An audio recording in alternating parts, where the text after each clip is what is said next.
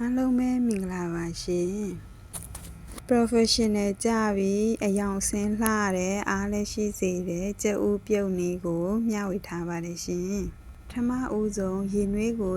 100% စုတဲ့ထိတည်ထားပါမယ်ရှင်ရေနွေးစုပြီးဆိုရင်ကြက်ဥကိုချင်းနဲ့ဖြစ်ဖြစ်ဇွန်းနဲ့ဖြစ်ဖြစ်အသာလေးမကွဲအောင်ထည့်ရပါမယ်ရှင်ကြက်ဥထည့်ပြီးသွားတဲ့ချိန်မှာစပြီးတော့10မိနစ်တိနာရီချိန်ထားရပါမယ်ရှင်10မိနစ်ပြည့်သွားပြီဆိုရင်ဆယ်ယူပြီးတော့ရေအေးထဲမှာစိမ်ထားရပါမယ်ရှင်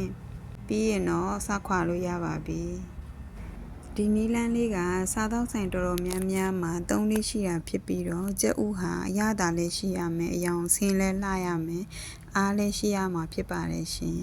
ဒီနီလန်းလေးဟာကြက်ဥကအရသာရှိပြီးတော့ချိုနေတာဖြစ်တာမို့လို့မျှဝေပေးထားပါတယ်ရှင်ကြည့်ရှုသူတူတယောက်ချင်းစီတိုင်းကိုအထူးပဲကျေးဇူးတင်ရှိပါတယ်ရှင်နောက်ဗီဒီယိုလေးတွေမှာလည်းပြန်ဆောင်ကြမယ်ရှင်